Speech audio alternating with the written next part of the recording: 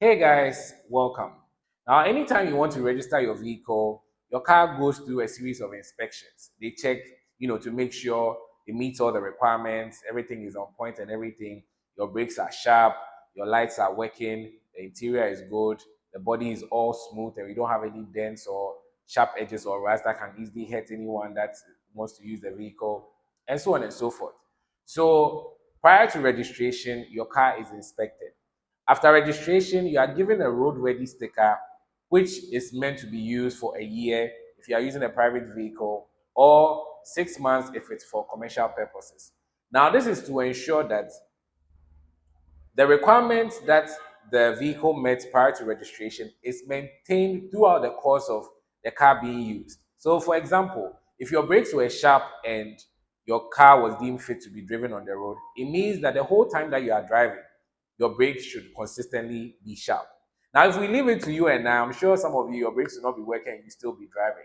That is where roadworthy comes in.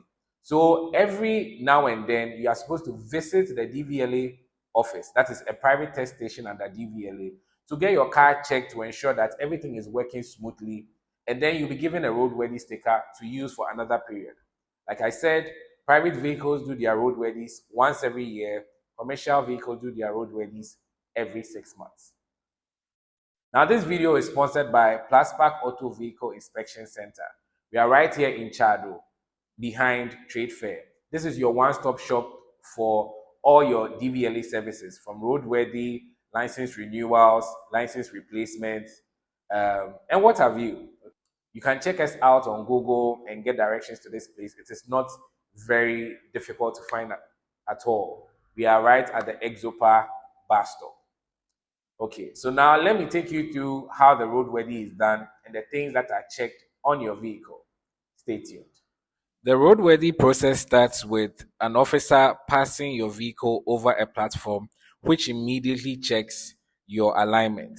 The next thing is to check your shock absorbers. So at the moment, the machine is checking the shock absorbers off your front tires. You see carefully, he puts on the hazard lights and then opens the car bonnet just to check and make sure all the lids in your engine are tightly closed. So your brake fluid, your radiator cap, your coolant container, everything, just to make sure everything is tightly closed. Because some of you, you open some of these lids and then you forget to close them tightly. So they check everything to make sure everything is secured and tight. The next thing is the officer moves the vehicle to the next stage. Now you have the back shock absorbers being checked. So you can see now the back tires are mounted on the platform and the shock absorbers are being checked at the moment. You can see this vehicle on the side too. The machine is vigorously shaking the tires to, you know, examine the shock absorbers. Then we move on to the front brakes. So you see these machines basically turning the wheels, and the officer tries to use the brakes to counter the turning of the tires and everything. And once your brakes are able to stop the machine from turning your tires, it means that your brakes are very strong. So we've tested the front tires. Now we are doing the back tires. You can see clearly the machine starts to spin the tires, and you're basically supposed to use your brakes to stop the machine from turning the tires. This is how your brakes are tested.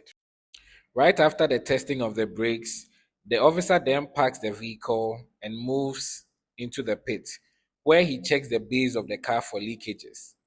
In Ghana, because a lot of our roads are very bad and most of our vehicles have a low suspension, you have the base of the car scratching against maybe sharp stones, sometimes speed ramps when we are moving.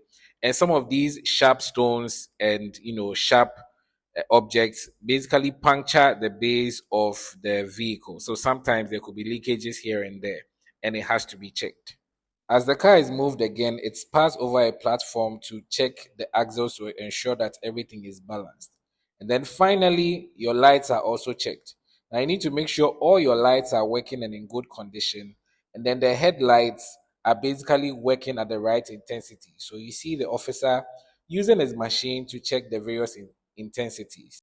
So the high beam lights are basically the brightest and should be working within a certain range. And then the low beam lights are also supposed to be working within a certain range. They shouldn't be the same. There should be a big difference between the high beam lights and then the low beam lights, and then your fog lights as well. So basically, all your lights are checked and made sure they are all working and in good condition.